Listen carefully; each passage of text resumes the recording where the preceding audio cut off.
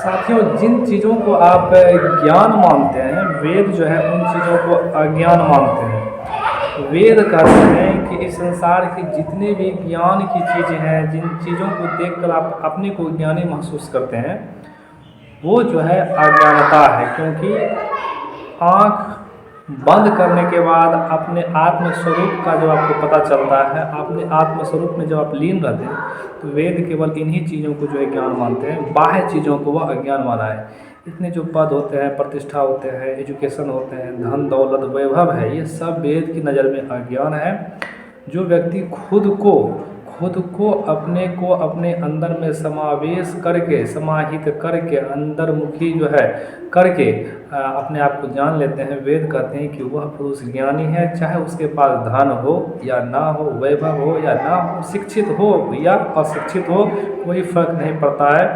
केवल जब कोई व्यक्ति करुणा के भाव से जो है लिप्त हो जाते हैं, इस संसार को जो है वह सेवा भाव से देखने लगते हैं, सेवा करने, सेवा देने, सेवा लेने, इन तमाम चीज़ों से जो है भाव से जो है वो रक्त हो जाते हैं, तो वेद कहते हैं वो व्यक्ति जो है ज्ञानी है। इसके लिए किसी जो है पद प्रतिष्ठा की, एजुकेशन की ज़रूरत नहीं है।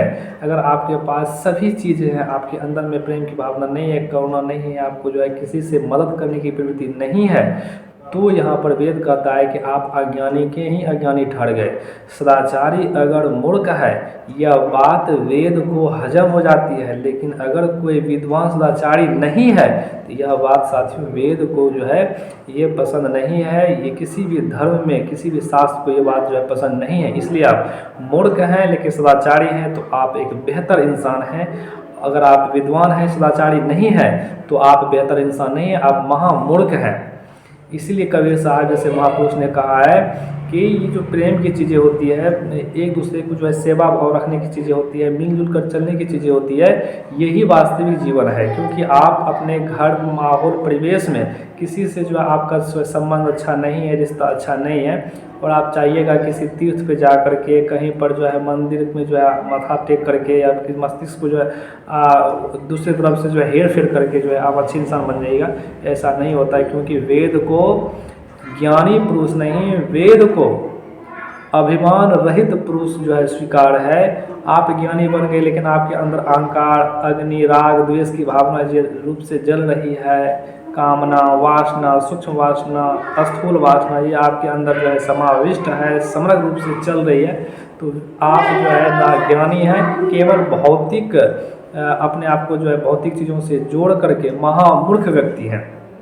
अपने को भौतिक चीज़ों से अलग करके, उसकी महत्ताओं को अपने में न आ करके, मैं और मेरापन की भावना को नहीं जोड़ करके जब आप जीवन को जीते हैं, चाहे आप जिस भी स्थिति में हो, जिस भी परिवेश में हो, जिस भी जो है आप देश काल खंड में हो, तो वहाँ पर अगर आपका चित्त आप में जो है रमा हुआ है, आप अंतःकरण में झांक करके जो है अपने को अवलोकन कर पा रहे हैं, इस अवलोकन से संसार को देख पा रहे हैं, तो ही जो है आप एक महान पुरुष हैं, तो ही आप जो है एक सुचारू रूप से अपने जीवन को जो है चलाने वाले अभिव्यक्ति है, अन्यथा नहीं। क्योंकि अगर आप बाह्य चीज़ों को जोड़ करके अपने को जोड़िएगा, तो आप उसके जैसा हो जाइएगा, ना कि अपने जैसा। मान के चलिए कि आपका नाम राहुल है, अब राहुल नाम का व्यक्ति किसी आलोक नाम के व्यक्ति का जो है जीवन को अपना ले, तो वो तो राहुल रहा नहीं, वो तो आलोक बन गया। इसी क्रम में जीवन जो है एक दूसरे का साथियों नष्ट होता है। क्योंकि आप दूसरे को जो है ऐसा समझ करके, वैसा समझ करके अपने जीवन को आंकते हैं, तोलते हैं, जिसके कारण ही आप जो है अपने व्यक्तित्व को खो देते हैं। आप जो है डुप्लीकेट बन जाते हैं किसी व्यक्ति के कारण जो है, चाहे वो प्रकृति के किसी भी मायावी रूप हो, किसी भी रूप में जब आप अपने को जो है जोड़ते हैं, तो आप अपने स्वरूप को खो देते हैं। इसलिए वेद को सदाचारी मूर्ख पसंद है, ना कि असदाचारी ज्ञानी पुरुष। धन्यवाद।